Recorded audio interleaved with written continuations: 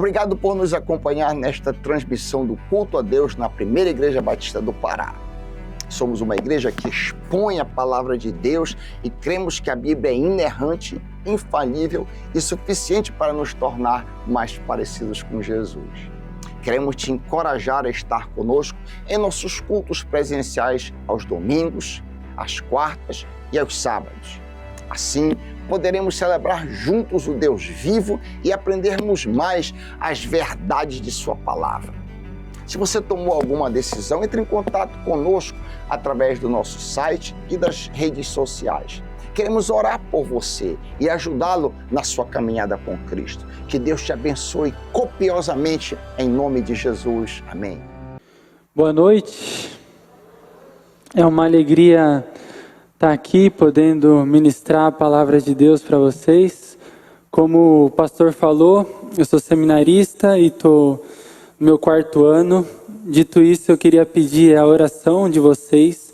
É meu último ano no seminário e eu sei que a oração com certeza não é em vão.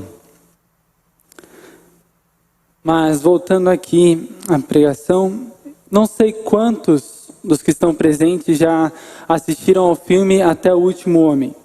Mas esse filme ficou muito famoso por contar a história do soldado Desmond Doss. Em meio ao conflito da Segunda Guerra Mundial, esse soldado aparece querendo participar do exército americano, não para tirar vidas, mas para salvá-las com um serviço que ele ia oferecer de médico. O que surpreende nessa história é que diante de uma grande catástrofe, Doss demonstra fé em Deus. Nesta noite, gostaria de observar com vocês uma narrativa de guerra presente na Bíblia, com o propósito de entender melhor como a fé posta em Deus pode levar à salvação. Para isso, convido a igreja a abrir sua Bíblia no livro de 1 Samuel, capítulo 14. 1 Samuel, capítulo 14. Nós vamos ler do verso 1. Eu faço a leitura na Nova Almeida atualizada. Diz assim: Um dia, Jonatas, filho de Saul, disse ao seu jovem escudeiro: Venha, vamos até a guarnição dos filisteus, que está do outro lado. Porém, ele não contou isso a seu pai. Saul se encontrava na extremidade de Gibeá, debaixo da romazeira em Migron. E o povo que estava com ele eram cerca de 600 homens. Aias, filho de Aitube, irmão de Cabó, filho de Finéias, filho de Eli, sacerdote do Senhor em Siló, trazia a estola sacerdotal. O povo não sabia que Jonatas tinha ido. Entre os desfiladeiros pelos quais Jonatas procurava passar, a guarnição dos filisteus, havia um penhasco íngreme de um lado e outro penhasco íngreme do outro lado. Um se chamava Bozés, o outro Sené. Um deles se erguia ao norte, diante de Miquimás, o outro ao sul, diante de Gebá. Jonatas disse ao seu escudeiro: Venha, vamos até a guarnição desses incircuncisos. Talvez o Senhor nos ajude, porque nada pode impedir o Senhor de livrar, seja com muitos ou com poucos. Então o escudeiro disse: Faça tudo o que estiver em seu coração, eu estou com você e farei o que você decidir. Jonatas respondeu: Então vamos atravessar na direção daqueles homens e deixar que eles nos vejam. Se nos disserem assim: Fiquem parados até que cheguemos perto de vocês, então ficaremos onde estamos e não subiremos a eles. Porém, se disserem: Subam até aqui, então subiremos, pois o Senhor os entregou em nossas mãos. Isto nos servirá de sinal. Quando os dois se deixaram ver pela guarnição dos filisteus, estes disseram: Eis que os hebreus estão saindo dos buracos onde estavam escondidos. Os homens da guarnição disseram a Jonatas e ao seu escudeiro: Subam até aqui, e nós daremos uma lição em vocês. Então Jonatas disse ao escudeiro: Venha atrás de mim, porque o Senhor os entregou nas mãos de Sael. Então Jonatas subiu engatinhando, e o seu escudeiro foi atrás. Os filisteus caíram diante de Jonatas, e o seu escudeiro os matava atrás dele. Neste primeiro ataque, Jonatas e o seu escudeiro mataram perto de 20 homens, numa pequena área de terra. Houve grande espanto no arraial, no campo e entre todo o povo. Também a guarnição e os saqueadores tremeram, e até a terra tremeu. Foi um terror causado por Deus. Em Gibeá de Benjamim, as sentinelas de Saul olharam, e eis que a multidão dos filisteus se dispersava, correndo uns para cá, outros para lá. Então Saul disse ao povo que estava com ele: contem os soldados, e veja quem é que saiu do acampamento. Contaram, e eis que nem Jonatas, nem o seu escudeiro estavam ali. Saul disse a Ahaz: traga aqui a arca de Deus. Isso porque naquele dia ela estava com os filhos de Israel. Enquanto Saul falava ao sacerdote, o alvoroço que havia no arraial dos filisteus aumentava cada vez mais. Então Saul disse ao sacerdote: desista de trazer a arca. Saul e todo o povo que estava com ele se reuniram e foram à batalha. E eis que a espada de um era contra o outro, e houve grande tumulto. Também os hebreus que anteriormente haviam estado com os filisteus e que tinham ido com eles ao arraial, também estes se juntaram com os israelitas que estavam com Saul e Jonatas. Quando todos os homens de Israel que estavam escondidos na região montanhosa de Efraim ouviram que os filisteus estavam fugindo, também eles entraram na batalha e os perseguiram. Assim o Senhor livrou Israel naquele dia. E a batalha passou além de Bet-Avém. Vamos orar. Pai, obrigado, Senhor, mais uma vez, porque a gente pode estar aqui na sua casa. Nós podemos, Senhor, ouvir da sua palavra, Senhor. Que privilégio. Obrigado, Senhor, porque a sua palavra, ela está em tão fácil acesso nas nossas mãos, nos nossos ouvidos. Ó Pai, obrigado por isso. Que privilégio, Senhor. Eu te peço nessa hora, Senhor, tem misericórdia de mim, que vou estar expondo a sua palavra. Que seja, Senhor, a sua palavra e não palavra de homem algum, Senhor. Em nome de Jesus, amém. Essa narrativa que acabamos de ouvir aconteceu num período de guerra em Israel, nos tempos do rei Saul. Durante todo o período de 1 Samuel, os filisteus são vistos talvez como a maior ameaça à nação israelita. Não é preciso dizer que os filisteus já eram pedra no sapato dos israelitas desde os tempos de Juízes. No capítulo 13 de 1 Samuel, Israel havia atacado os filisteus que estavam em Gibeá de Benjamim, e em resposta a isso, os filisteus contra-atacaram. Agora imagina essa cena. Israel tinha uma tropa de 3.000 soldados à sua disposição. E para juntar esses homens num só lugar, o rei Saul enviou um mandato para todo o reino para que eles se encontrassem na cidade de Gilgal.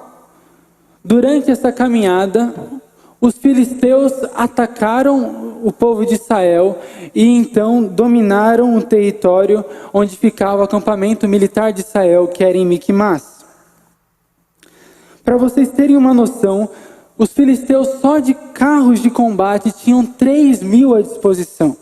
De cavaleiros somavam 6.000. E tinham também um exército incontável como a areia. Não é de se estranhar que não demora muito tempo para que os israelitas sentissem medo. Sendo possível até sentir os próprios soldados marchando, muitos israelitas fogem então, apavorados e com medo daquela situação. Em meio a tudo isso, até o próprio rei, o rei Saul, com medo desobedece a Deus e perde direito permanente pelo reino de Israel. Você pode ver isso com mais detalhes nos capítulos anteriores. Mas o capítulo 14, que a gente acabou de ler, se encontra logo após isso, no momento em que Saul havia fracassado como rei de Israel e os filisteus eram muito superiores na batalha. Então, o capítulo que a gente leu, surge na cena o filho de Saul, Jonatas. Olhe para o verso 1 de 1 Samuel 14. Diz o seguinte: um dia Jonatas, filho de Saul, disse ao seu jovem escudeiro: venha, vamos até a guarnição dos filisteus que está do outro lado. Porém ele não contou isso a seu pai. ele surge numa cena chamando seu escudeiro para ir até a guarnição dos filisteus. Enquanto seu pai aparece no capítulo 13, depois você pode observar isso, apavorado, com medo dos filisteus, Jonatas aparece na cena ansioso para enfrentar os filisteus em batalha. O pedido de Jonatas no verso 1 não parece um pedido simples para espioná-los, mas para fazer algo maior. Os versos de 6 a 15 desse capítulo vão detalhar o que Jonatas estava planejando fazer, indo até a guarnição dos filisteus. Mas repare que essa cena toda, ela acontece sem o conhecimento do rei Saul. Como uma iniciativa individual, veja bem, como uma iniciativa própria, talvez até contrária de seu pai, Jonatas age. Os versos 2 a 5 deste capítulo surgem para revelar qual era a situação de Israel quando Jonatas decidiu então agir. E a situação de Israel, pelo menos do restante de Israel, não era boa. Eles estavam em Gibeá de Benjamim. O rei Saul se achava debaixo de uma romazeira, exercendo ali talvez a sua autoridade junto ao povo. Mas ele aparece um tanto quanto paralisado com toda essa situação. E o exército de Israel, que antes era de 3.000, havia reduzido, agora são 600 homens somente à disposição de Saul. Para piorar tudo isso, os homens não estão equipados com armas. Porque no capítulo 13, no verso 20 e 21, a gente vai ver que em Israel não havia nem ferreiro e nem ferro. Que situação difícil. Mas repare que nessa cena que o sacerdote Aias também aparece ali, carregando o colete sacerdotal. Parece irônico, mas o autor faz questão de colocar a presença do sacerdote Aias ali. O sacerdote que está acompanhando Saul é da linhagem de Eli. Saul tinha acabado de perder o direito do reino se perpetuar na sua linhagem. E Eli já havia perdido o direito de ser casa de sacerdotes para sempre, alguns capítulos atrás. Ambos debaixo da condenação de Deus. E é assim o retrato tirado de Israel. No meio disso tudo, um indivíduo age. Jonatas decide agir, mesmo com o desconhecimento de Saul e de todo o povo, como mostra o verso 3, ele age. Mas como um bom combatente, Jonatas ele tem um plano. E é isso que o verso 4 e 5 nos mostram.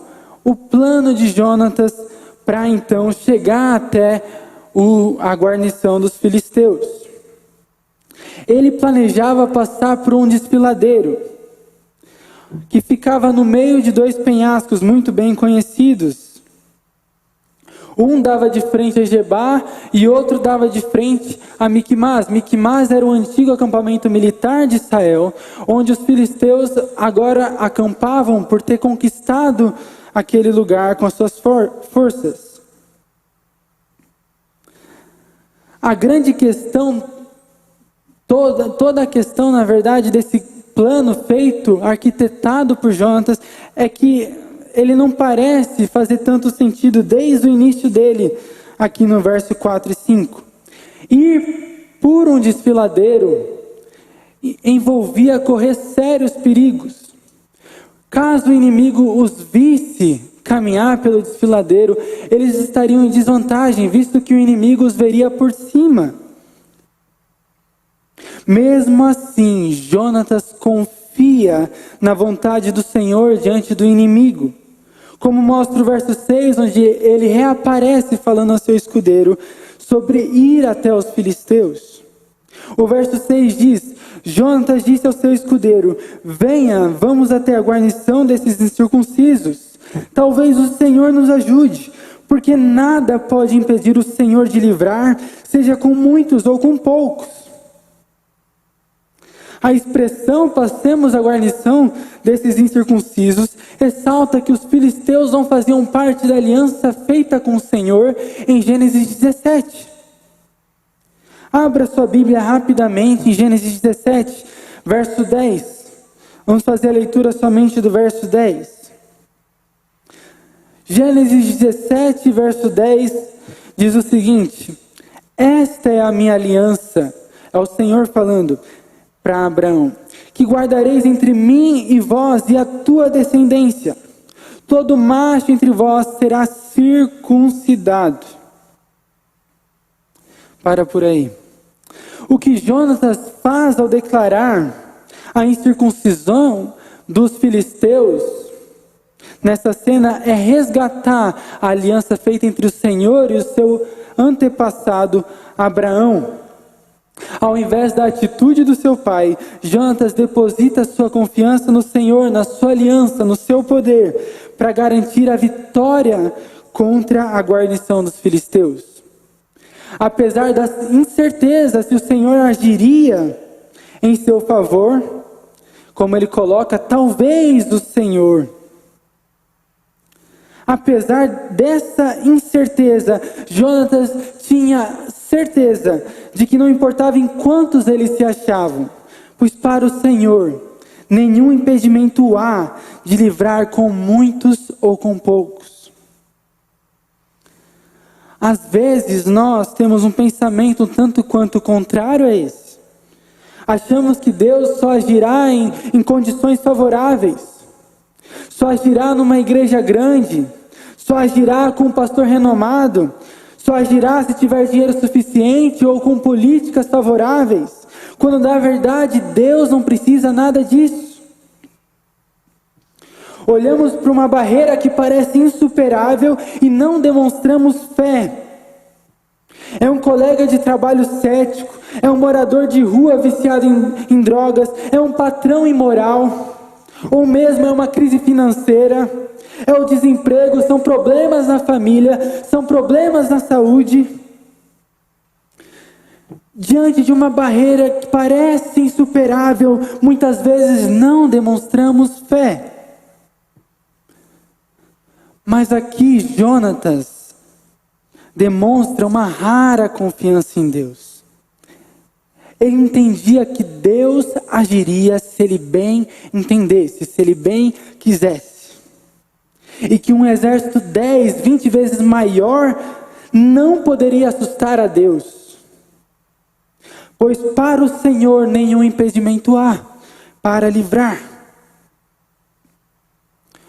Hoje nós somos chamados a ter essa mesma confiança em Deus e na pessoa do seu Filho Jesus. Os pecados que você cometeu na vida passada, ou os pecados que você luta hoje, não são maiores que a cruz, nem mais poderosos que a ressurreição de Jesus. Não acredite nisso. Um descrente não pode fazer nada se Deus decide salvar por meio de Jesus. Estou ilustrando isso de várias maneiras, porque são várias as barreiras que podem parecer insuperáveis à nossa vida. Todavia, independente de qual seja ela, Deus nos chama a depositar a nossa confiança nele. Nele. Jonatas não tinha certeza do possível resultado da fé, mas ele cria que Deus poderia ajudá-lo sem nenhuma dificuldade. E se Jonatas creu, repare no verso 7, o seu escudeiro também o acompanha. Veja a resposta do escudeiro a Jonatas no verso 7. O verso 7 diz assim: faça tudo o que estiver em seu coração, eu estou com você e farei o que você decidir. Era como se o escudeiro estivesse dizendo: assim como o seu coração permanece junto de ti, perto de ti, eu permanecerei ao seu lado, para o que der e vier. E desse modo ele caminha junto com Jonatas. Mas repare a grande importância do escudeiro nessa narrativa. Ele poderia titubear diante daquela tarefa proposta por Jonatas. Ele poderia desanimá-lo, levá-lo à desistência. Mas ele mostra coragem, e isso encoraja Jonatas a continuar, a perseverar, a agir em fé.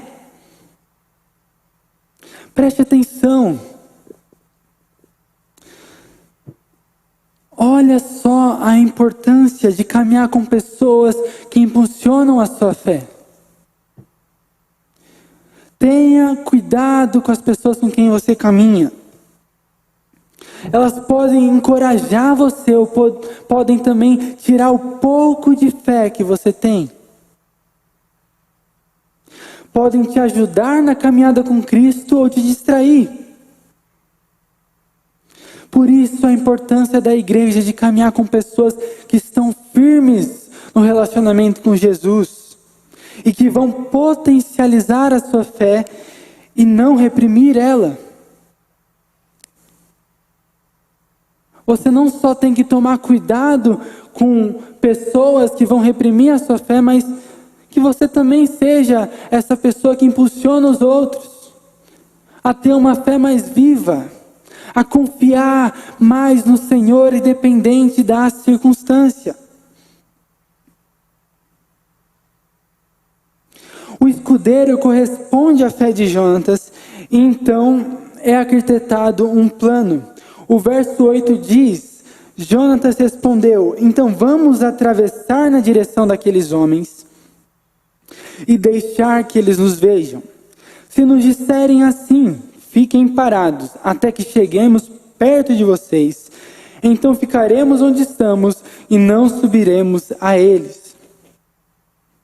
Porém, se disserem, subam até aqui, então subiremos, pois o Senhor os entregou em nossas mãos.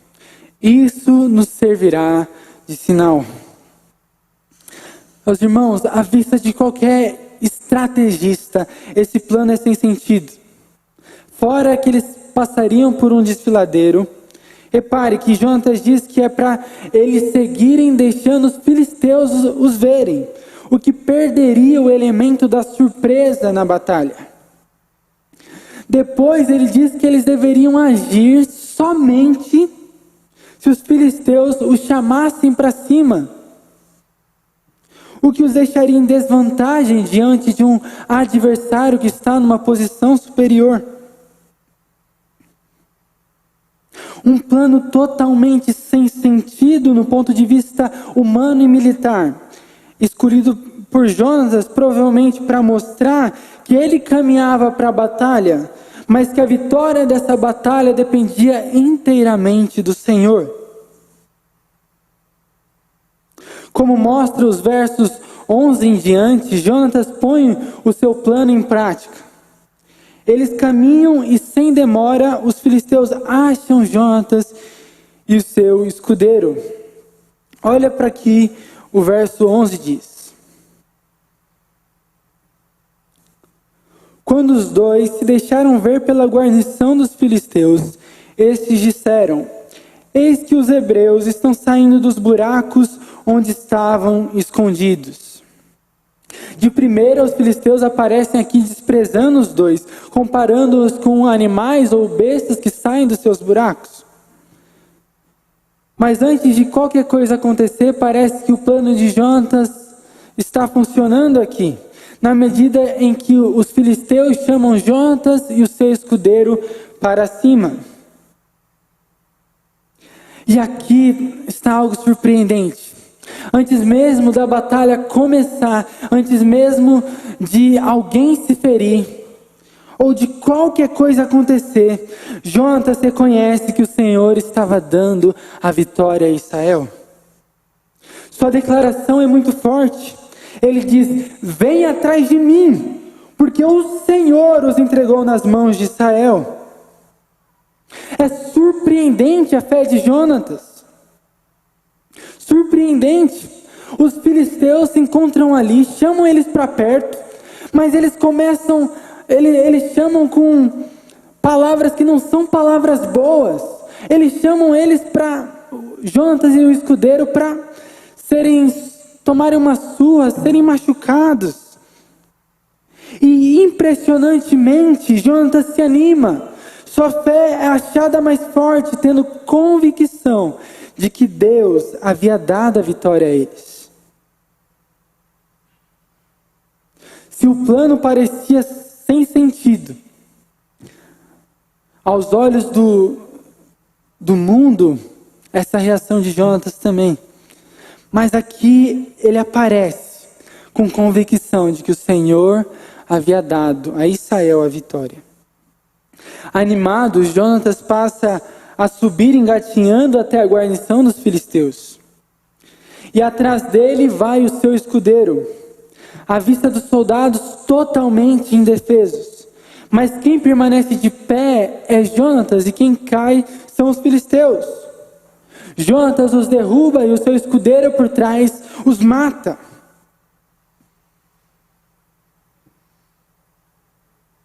Que cena extraordinária do que o Senhor fez através do seu servo Jonatas. Os versos 14 e 15 mostram que realmente era o Senhor que estava operando por Jonatas e o seu escudeiro. Pois um misto de medo e ansiedade extrema tomam posse dos filisteus devido àquilo que Deus estava fazendo. O verso 14 diz: neste primeiro ataque, Jonatas e o seu escudeiro mataram perto de 20 homens numa pequena área de terra. Houve grande espanto no arraial, no campo e entre todo o povo. Também a guarnição e os saqueadores tremeram e até a terra tremeu. Foi um terror causado por Deus. Deus agindo em favor de Jonatas. E se no início os israelitas fogem de medo, com até o seu rei fugindo de medo, a sorte parece inverter os lados. Por meio da intervenção de Deus, os filisteus é quem aparecem apavorados, tomados de um espanto. O espanto foi tão grande que as sentinelas de Gibeá de Benjamim, onde Saul e Israel se localizavam, perceberam os filisteus se dispersando. Essa notícia então chega até Saul, e qual é a reação dele? Ele busca rapidamente descobrir o que está acontecendo, porque não é normal. Um exército tão grande, de uma hora para outra, está se movimentando. A primeira atitude que ele toma para perceber o que está acontecendo nessa situação é contar aos seus homens para ver se havia alguém sobrando. Eles contam e logo ele percebe que quem sobrava era Jonatas e o seu escudeiro. Eles não estavam entre eles, entre o exército de Israel. Talvez, entendendo que a batalha se aproximava do seu clímax, Saul chama o sacerdote Aias pedindo pela arca de Deus. Segundo Deuteronômio, era necessário ouvir o discurso de um sacerdote antes de ir à batalha. Deuteronômio 20, 4-5, não precisa abrir, diz o seguinte: porque o Senhor, o Deus de vocês, é quem os acompanha e vai lutar por vocês contra os seus inimigos, para que vocês sejam salvos.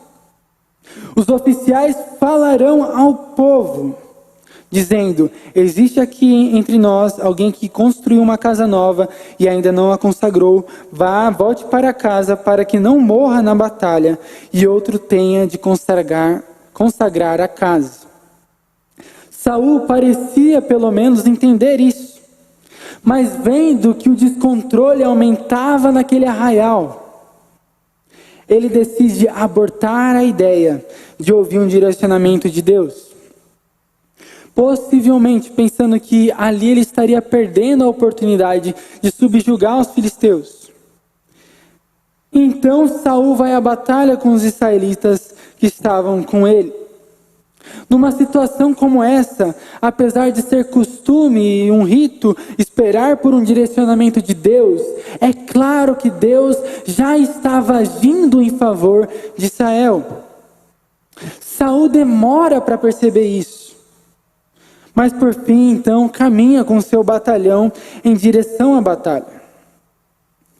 Quantas vezes, é claro que em situações diferentes a essas, agimos de maneira igual. Deus está trabalhando, mas nós somos tão insensíveis para perceber que permanecemos parados. Como esperando de Deus um sinal, não percebemos que Ele está bem na nossa frente, trabalhando, fazendo, agindo em nosso favor. Deus tem trazido tantas pessoas para essa igreja. Será que isso não é sinal suficiente para perceber que Deus deseja salvar tantas mais pessoas em Belém e na região? O amor de Deus sobre as nossas vidas não é suficiente para perceber que Deus deseja ver esse amor derramado sobre a vida das outras pessoas, das pessoas que nos cercam? Jesus fala que a razão da sua vinda ao mundo era para que tantas pessoas fossem salvas.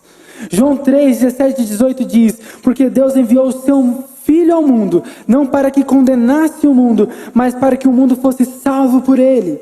Quem nele crê não é condenado. Efésios 5:2 fala para imitarmos o amor de Jesus.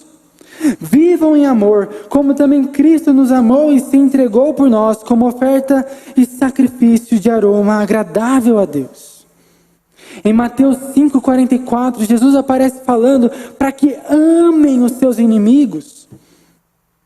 Então, por que tantas vezes diante de fatos, diante de mandamentos, permanecemos parados, como se Deus não tivesse já agido na história e por nós? E no nosso meio? É claro que Deus já agiu na história e deseja que nós participemos. Precisamos então ser diferentes. Jonatas é diferente. Jonatas, ele não foge da batalha quando vê que está em minoria. Jonatas não decide atacar os filisteus porque ele percebe que os filisteus estão fugindo. Jonatas confia em Deus e age em coragem. E por causa disso, Deus o usa para ser o ponto de entrada para a salvação dos israelitas.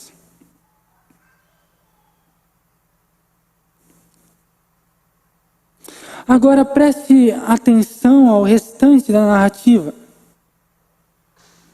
O verso 20 expressa que depois daquilo que Jonatas fez, e depois do espanto que Deus gerou entre os filisteus, a espada de um era contra o outro, e que houve grande tumulto no campo de batalha. O que acontece é que haviam israelitas misturados entre os filisteus, e que esses, quando viram que os filisteus estavam fugindo, estavam espantados, trocaram de lado, passando para o lado dos israelitas. O que acontece é que isso ocasionou mais problemas para os filisteus, porque os filisteus então passam a lutar contra os próprios filisteus. Não havia tanto quanto distinguir naquele momento. Claro que isso tudo tem a ver com agir a mão de Deus, o espanto, o terror causado por Deus. Mas repare como as coisas estão mudando.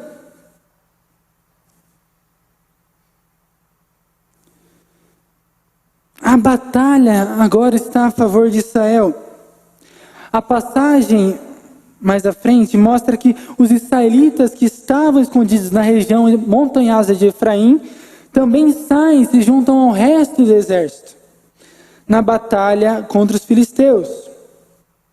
Eles entram na batalha e com os outros perseguem os filisteus. E os filisteus vão daqueles que encurralam Israel para aqueles que são então os perseguidos. Veja no verso 23 que essa cena termina com a oração: assim o Senhor livrou Israel naquele dia. O autor atribui essa vitória improvável não às custas de Israel, não às custas do rei Saul, mas ao Senhor, que desejou estender a mão em socorro aos israelitas por meio da atitude de fé do seu servo Jonatas.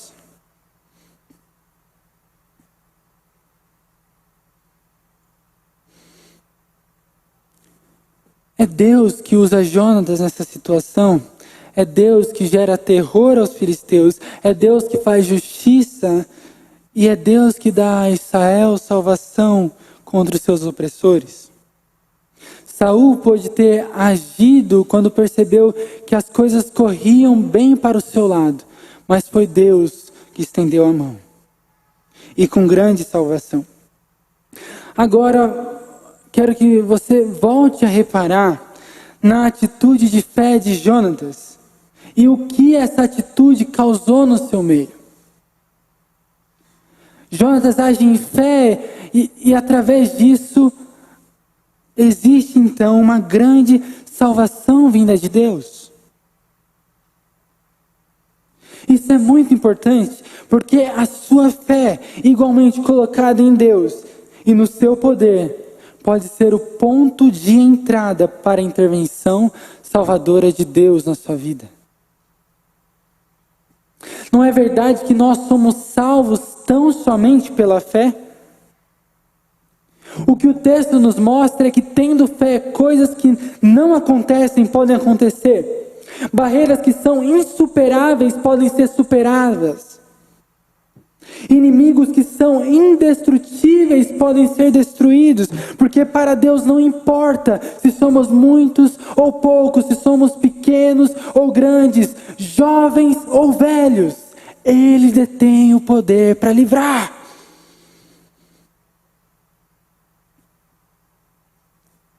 E a sua fé posta em Deus e no seu poder possibilita você de ver Deus agir no seu meio. Que maravilha! Quão bom é poder ver Deus agir no nosso meio, e com grande amor, e com grande graça. Era essa a mensagem que o autor queria passar ao leitor original. Deus livrou Israel através da fé do seu servo, e nada impede Deus de fazer de novo. O livro de Samuel provavelmente foi achado na sua forma final, no período do exílio ou no pós-exílio. Esse livro se encontra na narrativa dos profetas anteriores, e a narrativa dos profetas anteriores terminam em 2 Reis 25, 27, que diz o seguinte: no 37º ano do cativeiro, do exílio, aconteceu que, e assim termina, no período do cativeiro, do exílio. Isso é importante porque o autor desejou relembrar aos leitores originais, melhor dizendo, aos ouvintes originais, uma mensagem. Isto é, o Senhor havia livrado eles de seus inimigos, e o Senhor tem poder para fazer de novo. A oração, assim o Senhor livrou Israel naquele dia, fortalece essa mensagem porque também remonta a Êxodo 14.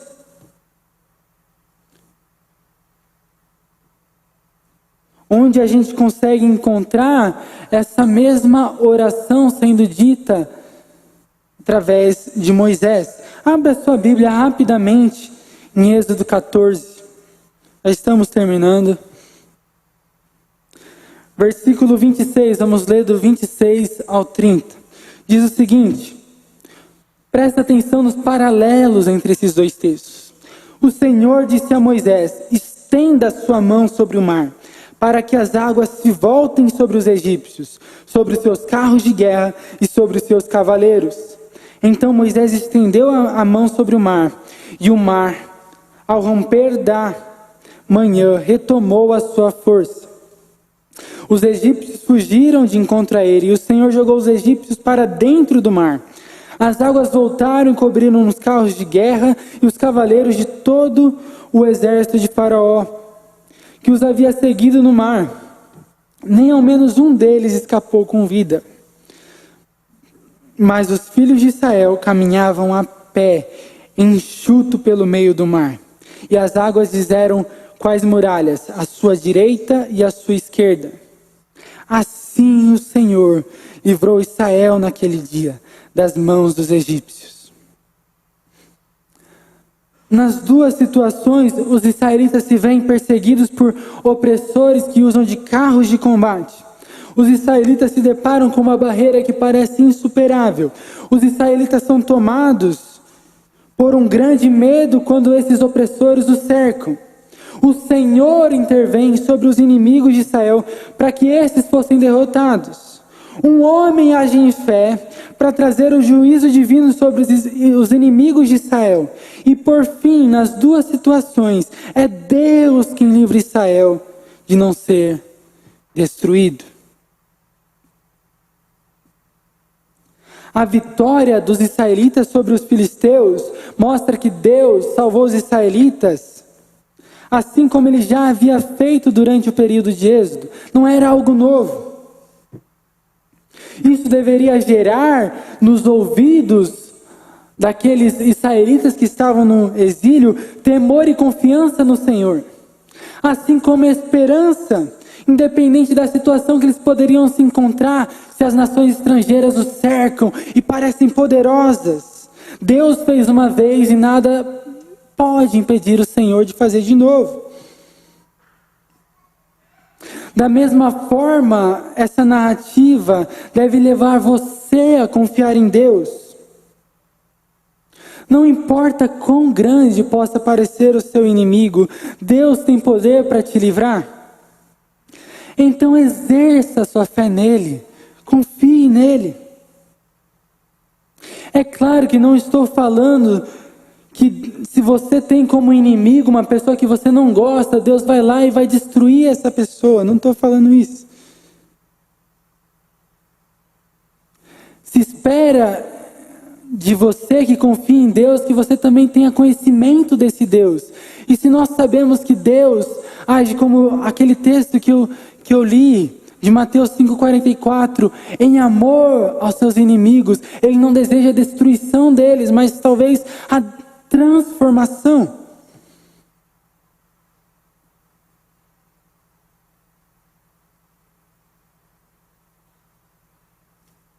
Pelas razões certas, tendo conhecimento do Deus verdadeiro, coloque sua fé nele.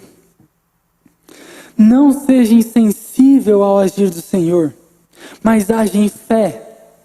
Caminhe com homens e mulheres que vão impulsionar a sua fé para ir mais adiante.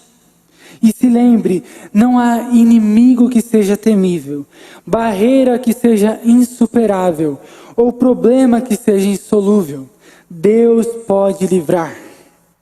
Como aconteceu com Moisés e Jonatas, Ele pode usar da fé de um indivíduo para trazer grande salvação. Busque, por isso, exercer a sua fé. Não existem territórios, bens ou tesouros mais valiosos que a fé posta em Deus e no Senhor Jesus Cristo. Amém? Vamos orar.